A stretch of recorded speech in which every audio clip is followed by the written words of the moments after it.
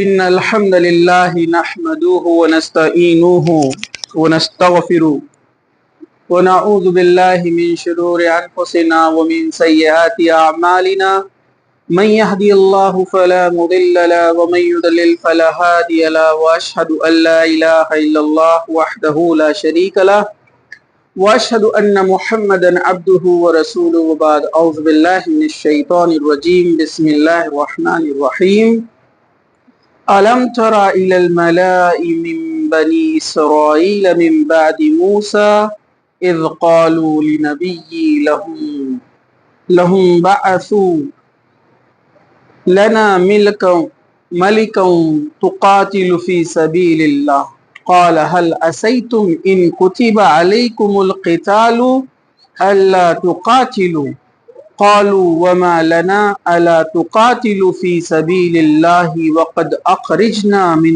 ديارنا وأبنائنا فلما كتب عليهم القتال تولوا إلا قليلا منهم والله عليم بالظالمين وبعد وقال النبي صلى الله عليه وسلم فإن خير الحديث كتاب الله وخير الحدي حدي محمد صلى الله عليه وسلم وشر الأمور محدثاتها وكل محدثة بدعة وكل بدعة ضلالة وكل ضلالة في النار وبعد رب اشرح لي صدري ويسر لي أمري واحلل عقدة من لساني يفقهوا قولي أما بعد تمام تعریفیں اللہ رب العزت کے لیے ہیں جو تمام جہانوں کا پالنے والا ہے۔ درود و سلام ہو ہمارے پیارے نبی محمد رسول اللہ صلی اللہ علیہ وسلم۔ انبیاؤں کا سلسلہ چل رہا تھا، بیچ میں ہم نے کچھ پرانی شخصیات کا بھی ذکر کیا، ان کے بارے میں پڑھا، علم حاصل کیا۔ اب جیسے سلسلہ چل رہا تھا ہم نے دیکھا کہ موسیٰ علیہ السلام بنی اسرائیل کو نکال کر مصر سے دریا پار کرا کر فلسطین کی طرف لے آئے۔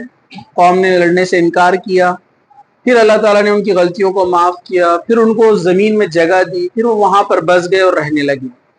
لیکن انہوں نے نبیوں کے ساتھ بہت نافرمانی کی، نبیوں کو ستایا، تکلیفیں دی، اللہ تعالیٰ ان پر غضبناک ہوا۔ اور قرآن مجید میں اس کا ذکر ہے کہ اللہ تعالیٰ نے کہا کہ ہم نے ہمارے 2 لڑاکے بھیجے، یعنی یہ واقعہ بخت نظر کا ہے۔ کبھی انشاءاللہ وقت ملا تو ہم اس کو دیکھیں گے۔ اس کو انگریزی میں نبوکت نظر بولتے ہیں۔ یہ ایک رومن کنگ تھا، ایک بادشاہ تھا۔ یہ مسلمان تو نہیں تھا، لیکن بنی اسرائیل کی حرکتیں اور ان کے ظلم اور جبر کو یہ جانتا تھا۔ اس نے بیت المقدس پر حملہ کیا اور اس کو تہس نہس کر دیا اور پوری طریقے سے اس کو توڑ دیا، اور ہزاروں بنی اسرائیلیوں کو اپنے ساتھ وہ غلام بنا کر لے گیا۔ اور یہ معاملہ اسی طرح چلتا رہا۔ پھر بنی اسرائیل اللہ کے بارگاہ میں دعائیں کرنے لگی کہ اللہ ہمیں ظالموں سے نجات دے، ہمارے اندر نبی بھیج، یا ہمارے پاس ایک انصاف پسند حکمراں بھیج۔ اس طرح کی دعائیں وہ کرنے لگی۔ اور جس طرح میں نے کہا تھا کہ قرآن مجید میں جو سورہ بقرہ میں ذکر آیا ہے، جس کو ہم صندوق، مقدس صندوق کا تعلق سے جو ذکر بیان کیا گیا ہے، جس کو کیا کہتے ہیں؟ تابوت سکینہ۔ تابوت سکینہ کے تعلق سے سوال بھی پوچھا گیا تھا، تو میں نے کہا کہ اس میں علماء نے لکھا ہے تابوت سکینہ ایک صندوق ہے جس کے اندر انبیاؤں کے برکات موجود تھے۔ جیسے کچھ لوگوں نے لکھا کہ موسیٰ علیہ السلام کا عصا، موسیٰ علیہ السلام کے کچھ کپڑے، ہارون علیہ السلام کی کچھ نشانیاں، یوسف علیہ السلام کی کچھ نشانیاں اس میں موجود تھی۔ اور ان کے نزدیک یہ عقیدہ بھی تھا کہ یہ تابوت جس کے پاس ہوتا ہے اللہ کی نصرت اور مدد اس کے پاس ہوتی ہے، اور اللہ تعالیٰ ان کو اس کے ذریعے سے جنگوں میں کامیابی دیتا ہے اور برکات نازل ہوتے ہیں۔ تو یہاں پر معاملہ یہ ہوا کہ بنی اسرائیل کے جو ظلم و زیادتی اور جو نافرمانیاں تھی، اللہ نے ان پر غیروں کو مسلط کیا، اور بنی اسرائیل پر بنو عمالقہ جو کہ ایک قبیلہ تھا اس نے حملہ کیا، اور وہ صندوق اپنے ساتھ لے گئے، اور وہ اس کو اپنے ساتھ لے گئے، جس سے بنی اسرائیل بڑی مایوس بھی ہوئی اور دعائیں بھی کرنے لگی۔ لیکن یہ اپنی حرکتوں سے باز نہیں آتے، اللہ تعالیٰ کی نافرمانیاں کرتے۔ تو پھر اللہ تعالیٰ نے ان کی دعا سنا، اور ان میں ایک نبی کو اللہ سبحانہ و تعالیٰ نے مبعوث فرمایا، جن کا ذکر سورہ بقرہ کے اندر آتا ہے، آیت نمبر 246۔ اللہ تعالیٰ نے فرمایا کہ جو آیت میں نے پڑھی، کیا تم نے بنی اسرائیل کے سرداروں کو نہیں دیکھا جب موسیٰ کے بعد انہوں نے اپنے نبی سے کہا کہ ہمارے لیے ایک بادشاہ مقرر کر دیجئے تاکہ ہم اللہ کی راہ میں جنگ کریں؟ نبی نے فرمایا کہیں ایسا نہ ہو کہ تم پر جنگ فرض کر دی جائے، جہاد، اور تم پھر منہ موڑ لو، کیونکہ وہ نبی جانتے تھے کہ اس سے پہلے یہ قوم ایسا کر چکی ہے موسیٰ علیہ السلام کے ساتھ۔ تو یہ کون تھے؟ تو بالاتفاق تمام علماء نے لکھا اس آیت میں، سورہ بقرہ آیت نمبر 246 میں جس نبی کا ذکر آ رہا ہے، یہاں نام نہیں ہے ان کا قرآن میں، یہ حضرت شمویل علیہ السلام کی۔ حضرت شمویل علیہ السلام جو بنی اسرائیل ہی سے ان کا تعلق تھا، یہ موسیٰ علیہ السلام کی نسل سے ہی تھی۔ تو حضرت شمویل سے جا کر لوگوں نے کہا کہ آپ دعا کیجئے یا ہمارے لیے ایک بادشاہ مقرر کیجئے جس کے ساتھ مل کر ہم ان لوگوں سے جہاد کریں جو ہمارے دشمن ہیں۔ تو انہوں نے کہا کہ کہیں ایسا نہ ہو کہ جہاد فرض کر دیا جائے اور تم انکار کر دو۔ وہ کہنے لگے بھلا ہم اللہ کی راہ میں کیوں نہ لڑیں گے جبکہ ہمیں اپنے گھروں اور بال بچوں سے نکال دیا گیا، مگر جب ان پر جنگ فرض کر دی گئی چند لوگوں کے سوا سب پیٹھ پھیر کر بھاگ گئے، اور اللہ ظالموں کو خوب جانتا ہے۔ تو بنی اسرائیل کیسی ہم نے موسیٰ علیہ السلام کے واقعے میں دیکھا نا، نبی نے کہا ٹھیک ہے ڈیمانڈ تو کر رہے ہو لیکن میں دعا کر دوں گا، ٹھیک ہے میں سب معاملہ کر دوں گا، بادشاہ بھی ہم طے کر لیں گے، لیکن کہیں تم بھاگ تو نہیں جاؤ گے؟ کہا کہ نہیں ہم ایسا نہیں کریں گے۔ تو معاملہ یہ ہوا کہ انہوں نے اللہ تعالیٰ سے دعا کی اور اللہ کے حکم سے حضرت شمویل نے جو ہے اپنے قبیلے کے ایک شخص کو بادشاہ مقرر کیا، اور ان کے تعلق سے آتا یہ طالوت تھے۔ طالوت اور جالوت کنفیوژن ہوتا ہے تو یاد رکھنے کا، جالوت جاہل سے یاد رکھنے کا جو کہ کافر تھا، اور طالوت اطاعت پوئے سے یاد رکھنے کا کہ یہ جو ہے ایک نیک شخص تھے جو شمویل علیہ السلام نے ان کو چنا تھا۔ کہا کہ شمویل علیہ السلام نے کہا کہ طالوت ہمارے بادشاہ رہیں گے کیونکہ یہ طاقتور بھی ہے اور جو ہے یہ ایماندار بھی ہے۔ ان کے تعلق سے آتا ہے کہ طالوت جو ہے یہ بنیامین کے خاندان سے تھے، یوسف علیہ السلام کے چھوٹے بھائی، پتہ ہے نا آپ کو بنیامین، تو یہ بنیامین کے خاندان سے تھے، رنگ گورا تھا، جسم بہت مضبوط اور ڈیل ڈول، قد بھی کافی اچھا تھا، کافی طاقتور تھے، اور ایک بادشاہ کی جو صفت ہونا چاہیے محنت کش، یہ سبھی ان کے اندر تھی۔ تو حضرت شمویل نے کہا کہ ان کو ہم جو ہے بادشاہ مقرر کرتے۔ قوم میں اختلاف پیدا ہو گیا، سب بولے اب تک جو ہمارے سردار رہے وہ یہودا کے خاندان سے رہے، بنی اسرائیل کے 12 قبیلے تھے، 12 آپ کو پتہ ہے نا، یہ حضرت یعقوب کی 12 اولادوں میں سے، تو ان میں ہمیشہ جھگڑے چلتا رہا۔ آپ کو پتہ ہے 2 قبیلے ہمیشہ حاوی رہے جس میں سے یہودا ایک ہے، اور تقریباً بنی اسرائیل کے قبیلوں کو انہوں نے اپنے ہی لوگوں کو مار مار کر ہکالا وہاں سے۔ آج جو تمام بنی اسرائیل ہے وہ ایک جگہ موجود نہیں ہے، یہ پوری دنیا میں پھیلے ہوئے ہیں۔ جیسے کچھ تاریخی حوالے یہ بھی بتاتے ہیں کہ جو پٹھان ہیں وہ بھی ان کی ایک نسل سے، ایک قبیلے سے باہر نکلے جو کہ بعد میں مسلمان ہو گئے، واللہ عالم، یہ کچھ تاریخی حوالے اس کے اندر ہیں۔ خیر، تو ان میں آپس میں بھی بہت چلتا تھا، مطلب ایک تو بنی اسرائیل ہونے کا ان کو گھمنڈ تو تھا، لیکن بنی اسرائیل کے اندر بھی کون سے قبیلے سے اس میں بھی لڑائیاں چلتی تھی، اختلاف تھا۔ تو یہ بنیامین کے خاندان سے تھے، تو کہا کہ اب تک تو سردار یہودا کے خاندان سے بنا ہے، ہم اس کو کیسے قبول کریں گے؟ تو انہوں نے کہا کہ اگر میں تمہیں اللہ کی طرف سے نشانی پیش کر دوں، حضرت شمویل نے کہا، تو کیا تم طالوت کو اپنا سردار، اپنا بادشاہ مانو گے؟ انہوں نے کہا کہ اگر میں دعا کروں کہ اللہ تعالیٰ وہ تابوت سکینہ لا کر یہاں رکھ دے فرشتوں کے ذریعے تو کیا تم میری بات مانو گے؟ انہوں نے کہا کہ ہاں۔ پھر ویسا ہی ہوا، حضرت شمویل نے دعا کی اور فرشتوں نے وہ تابوت سکینہ لا کر طالوت کے سامنے رکھ دیا، جس سے ان کو پھر ان کی سرداری قبول کرنا پڑی، ان کی بادشاہت کو قبول کرنا پڑا، اور کہا کہ اب ہم ان سے لڑیں گے، دشمن سے، یعنی جالوت کی فوج سے۔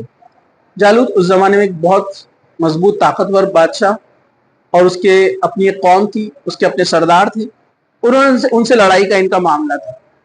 لیکن جب قرآن نے کہا کہ چند کو چھوڑ کر اکثر پھر گئے، جیسے ہم نے سنا اور پڑھا کہ موسیٰ علیہ السلام جب بنی اسرائیل کو لے کر آئے تو ان کی تعداد کتنی تھی؟ 6 لاکھ کے آس پاس۔ یاد ہے کہ نہیں آپ لوگوں کو؟ کتنے لوگوں کو یاد ہے کہ جب مصر سے آئے تو ان کی تعداد تقریباً کتنی تھی؟ 6 لاکھ۔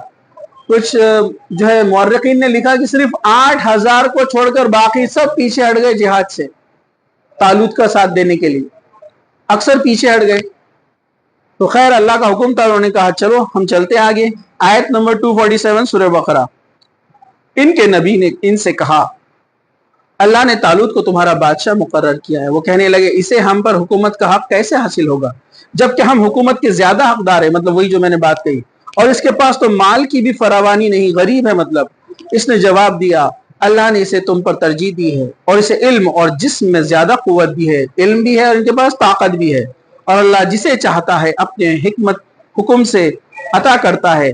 अल्लाह बड़ी वसत वाला और सब कुछ जानने वाला है। आयत नंबर 248। और इनके नबी ने इनसे कहा, इसकी बादशाहत की निशानी यह है कि तुम्हारे पास वो ताबूत आ जाएगा जिसमें तुम्हारे रब की तरफ से सुकून और आले मूसा और आले हारून के छोड़े हुए बकिया सामान है, जिसे फरिश्ते उठाए हुए होंगे। बेशक इसमें तुम्हारे लिए एक बड़ी निशानी है अगर तुम ईमान रखते हो। तो हुआ वैसे ही, कुरान की आयत है 248 248 के अंदर कि वो फरिश्ते लेकर आएंगे, नबी ने कहा, और उन्होंने लाकर उसे तालूत के सामने रख दिया, और तुम्हें इनकी सरदारी जो है कबूल करना होगी, इसका हुक्म जो है इनको दिया। इसके बाद फौज के लिए निकले। तो फिर एक और आजमाइश इनके लिए थी। इनके लिए आजमाइश क्या थी? वो आजमाइश ये थी कि नबी ने कहा ठीक है हम यहां से निकलेंगे जिहाद के लिए, लेकिन रास्ते में पानी का झरना लगेगा, तुम लोग चुल्लू भर के अलावा और ज्यादा पानी उसमें से नहीं पीना। जैसे आपको पता है ना, अल्लाह के रसूल सल्लल्लाहु अलैहि वसल्लम ने भी एक जो फौज लेकर एक जिहाद की तरफ, आप जिहाद के लिए जब आप निकले तो आपने कौम से क्या कहा था? रास्ते में कुछ बस्तियां आएंगी जिन पर अल्लाह का अजाब नाजिल हुआ था, तो तुम लोग वहां से पानी नहीं पीना। तो सहाबा ने आपकी बात को माना। वैसे ही यहां पर भी यही वाकया हुआ कि नबी ने कहा हजरत शम्विल ने कि तुम लोग उसमें से पानी नहीं पीना सिवाय चुल्लू भर के थोड़ा सा। चंद को छोड़कर अक्सर ने पानी ज्यादा पी लिया। अल्लाह की मदद नुसरत खत्म हो गई, फौज में कमजोरी आ गई और वो जो है लड़ने के काबिल ना रही, जबकि अल्लाह का और रसूल का हुक्म था। इसलिए नबी का हुक्म का जो इनकार करता है वो दुनिया में भी नुकसान उठाता है। फिर जब फौज आमने सामने आ गई तो सामने आकर खड़ा हो गया जालूत, जो बहुत ज्यादा ताकतवर और बड़े बड़े जो है वो अपने जो जिरा जो कहेंगे प्रोटेक्शंस जो आयरन के बने होते हैं उससे वो लैस था और उसे हराना नामुमकिन जैसा था। तो हजरत जालूत जो कि बादशाह है, जालूत ने अपनी कौम पर नजर दौड़ाई और एक 16 साल के लड़के को आगे बढ़ाया।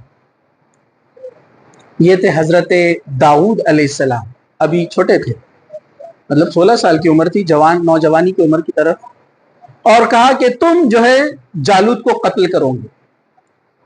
तो उन्होंने बादशाह की बात को कबूल किया और उन्होंने पत्थर को गुलेल की तरफ जो है एक रस्सी में बांधकर उसको गोल घुमाया, जिस तरह आज देखते ना फलस्तीनी जो फेंकते हैं, गोलियत बोलते हैं उसको, पता है ना आपको, बहुत पावर होता है उसमें अगर टेक्निक से उसको फेंका जाए तो। वो लेकर जब पहुंचे तो जालूत हंसने लगा कि कौन से छोटे बच्चे को यहाँ पर भेज दिया, और वो क्या चीज लेकर आया है, मेरे इतने बड़े हथियारों के मुकाबले में वो एक पत्थर लेकर आया है। तो उन्होंने कहा कि बस तुम अपना दाव शुरू करो, मैं अपना दाव शुरू करता हूं। वो जालूत हंसने लगा, लेकिन उसके दाव चलने से पहले ही हजरत दाऊद ने एक पत्थर घुमाकर जो मारा वो गोली की रफ्तार की तरह गया और उसके पेशानी में उसने जो है सुराख कर दिया।